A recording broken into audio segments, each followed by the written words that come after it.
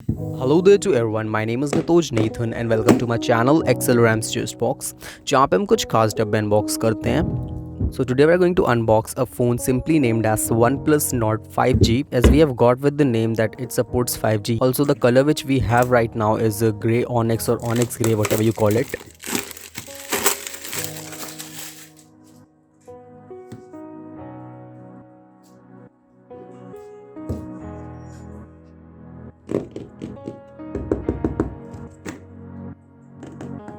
Other colors are also available with this phone, which are basically blue marble and grey ash. The one which we have right now is a grey onyx. The combination which we have in this phone is of 12 GB RAM and 256 GB of storage. So basically it's the top model of this range. The dimensions of this phone is 10 centimeter height, 7.3 centimeter width, and the thickness of this phone is around 0.82 centimeters. So it's basically a very thin phone. Also the weight of this phone is 184 grams.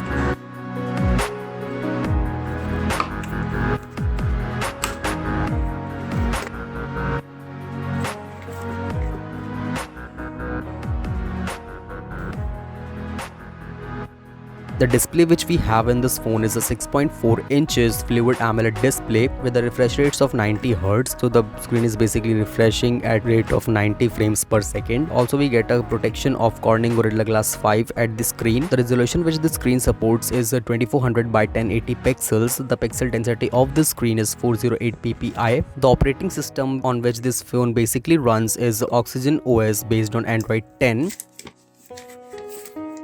Also the CPU which we are getting in this phone is a snapdragon 765G. Yes, it's a 5G processor. Also the GPU which we are going to get with this processor is Adreno 620. So it's a perfect CPU for average usage, and also it supports heavy gaming. The RAM which we are going to get in this range of phones is 12 GBs, 8 GBs and 6 GBs. All these RAMs have an architecture of LPDDR4X, so it's a bit slower than that of LPDDR5X RAMs available in the market for the true flagship phones. Also the storage combinations which we can get with this phone is 64 gigs, 128 gigs and 256 GBs, and the storage is based on UFS 2.1, so it's a little bit slower again. Battery capacity of this phone is 4115 mAh. Charging support of this phone is 30 watts.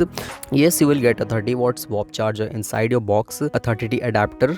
The power output of that adapter is 5 volts 6 amperes, so you basically can charge your phone in about 1 hour or less. The sensor which you are going to get in this phone is Sony IMX586. It's the main sensor of this phone. As you can see, the cameras are aligned in a linear format, so it looks pretty decent. The main sensor is of 48 megapixel. Yes, OIS and EIS both are available in this lens. The ultra wide lens which we are going to get in this phone is 8 MP. The field of view of this lens is 119 degrees, so it's basically designed for covering a large area or a large group. The depth camera which we are going to get in this phone is of 5 megapixels, and the macro useless camera which we are going to get in this phone is of 2 megapixels. You will also get a dual LED flash. Yes, this main sensor supports 4K video up to 30 fps and 1080p up to 60 fps with the combination of 30 and 60 fps. You can also capture your moments in slow motion up to 1080p at 240 fps, and you can also shoot a longer video in time-lapse mode with the maximum resolution of 1080p at 30 fps